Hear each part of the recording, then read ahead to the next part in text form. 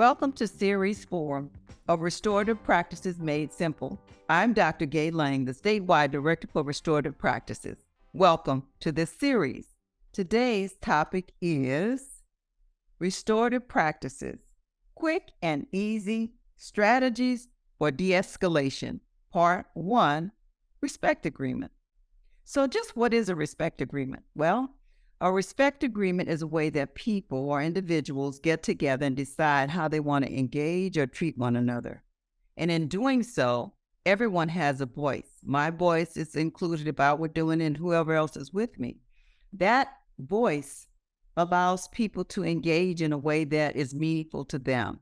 And as a result, they're more likely to hold themselves accountable to the document of a respect agreement. That being said, not only that, I ask you to sign it because that signature says, this is my word and I'm going to keep it. And that is so very important in building relationships because trust becomes a major issue after that. And I think that when we do these things in schools, it helps teachers to build relationships and respect with their students. Our guest today is Ms. Oquendo. Ms. Oquendo, would you please introduce yourself and tell us what you do? Yes, ma'am. My name's Yanitzie Oquendo. I'm the campus principal at Richard E. Cavazos Elementary School in Killeen ISD. Thank you so much for being here. It's great to see you again, too. Thank you. And Ms. Czeszynsky, will you introduce yourself? Hi, my name is Danielle Czeszynsky, and I'm a kindergarten teacher at Richard E. Cavazos Elementary in the Killeen ISD School District. Wow. All right. Well, we got some Killeen people here today. It's going to be interesting. And so my first question is to you, Ms. Oquendo. So we have a video on TEA's webpage that you made.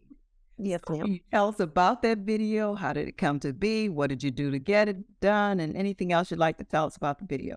Absolutely. So, it started off during COVID when everyone was on lockdown. And of course, parents were trying to balance between working and then having their kids at home and just that balance. And of course, we always find ourselves having our kids bickering in the background while we're doing a Zoom or something like that. So I worked closely with you at that time, and we thought, how can we help families, right? How can we help families who are going through the very same things that we were going through, and helping maintain some order, kind of bring down some of the anxiety that families were experiencing. And we thought, why not have a respect agreement for the home? So I sat down with my 3 children, and we passed around our talking piece, which was a family picture of ours from one of our family trips. And we talked about, hey, how are we going to respect, how am I going to show respect to you as my children? How will you show respect to each other? How will you guys show respect to me? And then how are we going to respect our home? And in that discussion, they went around and they just said one thing. It was very simple, quick. They went around the circle, said one thing. We picked 2 little items for each of those categories that we could work on together as a family. And, the idea originally came from the restorative practices in the schools, which my previous campus had been working on. So respecting, teacher respecting student, student respecting student, student respecting teacher, and student respecting the environment. And so it was a really good way for us to have some accountability, for everyone to have a voice. It wasn't just me telling my kids, you're going to follow these rules. It was a collaborative effort, and it really benefited us during that time. We still have it hanging in our home. We don't refer to it as often as we did during the COVID closure because we're not as home as much. But we also practice that in schools, and that's why Mrs. Czeszynsky's here, because she is one of our excellent teachers who utilizes respect agreements on our campus, and she's proven to maintain the discipline in the classroom. If everybody's in agreement, you don't have to work so hard on the back end of it. When you are all in agreement, it automatically kind of takes care of itself. So I'll let her speak to that. This is it. Tell us your story about what you're doing in kindergarten with respect agreements. Well, it's something that started, we started within the first week, and you brainstorm and create it together. And it becomes interesting doing it with kindergartners because in the beginning they cannot write.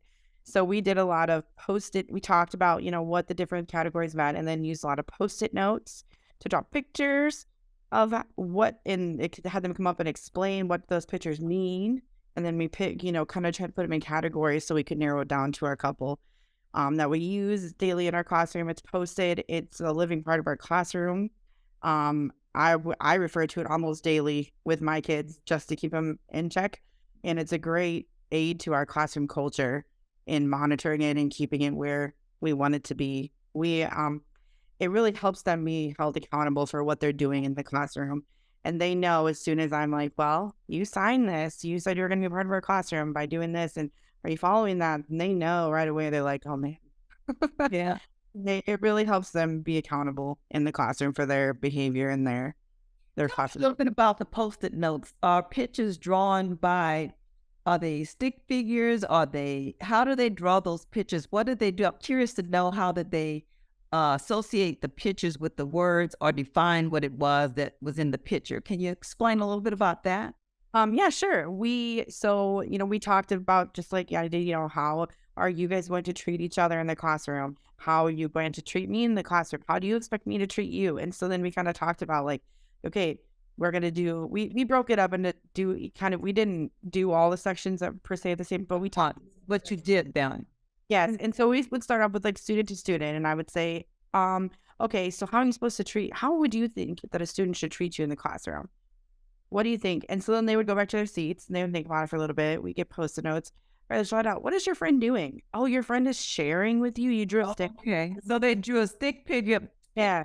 People sharing of friendly with one. Beautiful. That's a nice way to do it because they're not ready yet. Vocabulary is not there yet. Right? Skills are not there yet. So that was a good way to use pictures. One of the things I talk about in the training are emojis. Little round, they look like happy face, round. Well, all the emojis actually have an emotion. They might have happy, sad, friendly, kind, whatever it is, there's an emoji for it. So I tell people to go on the internet, look up the emoji and type that word in, print the emoji out and then discuss it like that. But your kids actually do their own. So that was better, I think. I think that they're more engaged by doing that as well. Most definitely. And they did both positive and negative because, I'd have some that'd be like, oh, what's that? Oh, that's a friend hitting you. Do we read that in the classroom? Is that an appropriate behavior? No, it's something we shouldn't do. Okay, well, how can we talk about that positively? So we kind of... That was really good. I like that idea. Very creative for the kids to be engaged too, because that's important. I think as a teacher, when we try to engage students in a way that they understand what we're saying, and particularly at that age and they don't have vocabulary established yet or writing skills, pictures are the next best thing. And so once they discuss their pictures, they actually know what's right and what's not the right thing to do. Oh, this is your picture here. Remember that? Yeah, let's do that. So I think that you referring back to it is beautiful. So how did the kids respond to it when you did that, though? I mean, what was the reaction to the whole idea of the respect agreement? It was interesting. I think the part that intrigued them the most was them having to think about how I should treat them. I don't think that's an area that they had really thought about it. They were pretty easy to be like, oh, I know how to treat mine. Like they were very willing to do it, but I felt like for like student to student, they were like, oh, I know how to treat my friends. I know what I'm not supposed to do and not supposed to do. But when I was like, how do you think that I should treat you? I think that was more of a curious area for them to be like, oh, I've never thought about as a kindergartner, how should the teacher treat me? And, to hear them say things like the teacher should be caring to me, the teacher should love me, the teacher should listen to me. I was like, man, even at kindergarten, like you guys get it. Get it. And even if you would have said that themselves, excuse me, even if you would have said it, they would have agreed with you. But it was nice hearing it from their voice. Yes. From the very beginning. Mr. Oquendo, when you started this restorative practices, I know this is your second school with the process. So when you introduce it to teachers, do you introduce it by grade level, by teams, by individuals, or by interest of the teachers?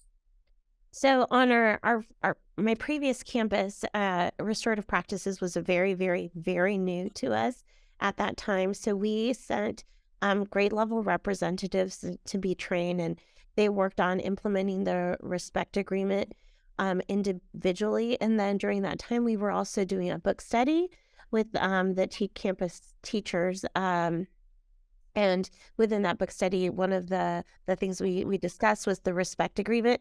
So kind of mid-year on our first year of trying out restorative practices, they made their best effort into developing respect agreements with their students just based off of the book study.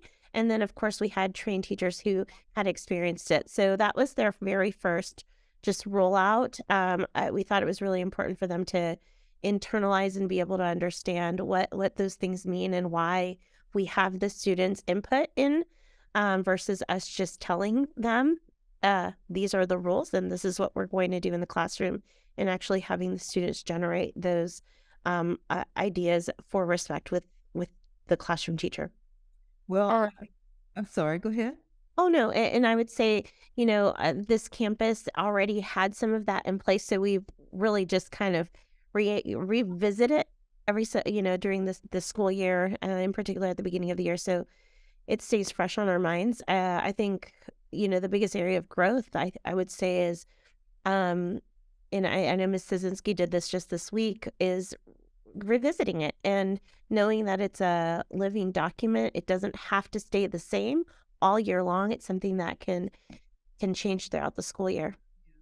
One of the things, too, I just wanted to mention that we have the link on TEA's webpage, and we have a worksheet that goes with it. So for this series, we're going to add that link and the worksheet in the series. So I encourage the listeners or viewers to go and download the worksheet and look at the video and step through it so you can get a real picture of what Ms. Oquendo was talking about. Then you can see it in action, because she actually did it with her children, which was very beautifully done, which means that parents can use it at home as she did, or we can use it in schools, which is the most powerful piece of all, because it keeps peace at school. I always ask teachers, do you want power or do you want peace?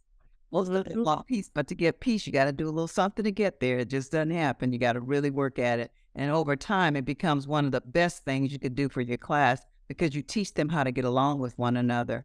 We cannot be in relationship with rules.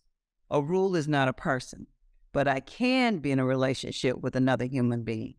So the respect agreement begins with what? I will. The word I is a person. I, she, he, they, them, we, us are people. Susie, Bobby, Jane, those are people. Don't is not a person. Don't write on the wall. Don't walk around the room. Don't is not a person. So you're not really establishing a relationship with the word don't. Don't is a contraction. Is not a human being. You can only be in relationships with other human beings. That's why the respect agreement is so powerful. And I just love it. It helps out a lot in terms of making sure everyone is accountable, giving everybody a voice. It's just a beautiful tool. I really do like it a lot. And I can tell by you all, your experience, it's just a good thing. It really is. And I can tell you use it quite well. Thank you so much for sharing that. So as we close out, if someone watched this video and you wanted to tell them one thing they for sure should remember to do, or one thing that you learned, or one thing that was important, or one thing that you like to say, this is my nugget, take this one nugget away, this is my one thought for you, what would you say, Ms. Czeszynsky? I would say review it, revise it, and refer to it. Don't just hang it and forget it. All right. Review, revise, refer. Don't hang it and don't forget it. All right. I like that. Ms. Oquendo, what do you want to say?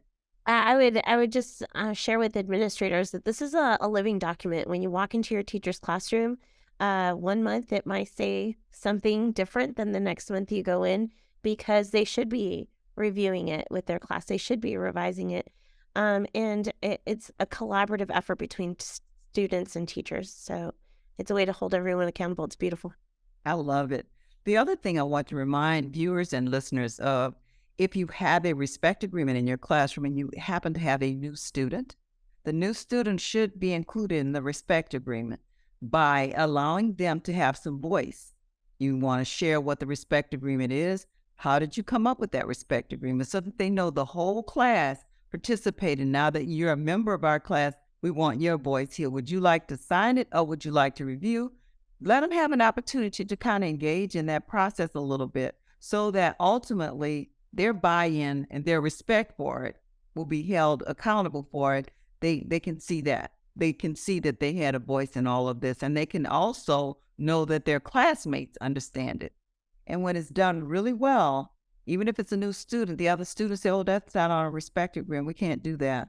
They begin to monitor themselves. When students monitor their own behavior, you've arrived. For sure, you've arrived. That's a sure sign you're on the right track. You are there. And they say, we are here. So that's one of the things. I wanted to thank you all again for coming on to be a panelist for the respect agreement today. Part 1, de-escalation. I'm going to do part 2 in our next series. But until then, I want everyone to keep listening and tune in to our YouTube station. Thank you.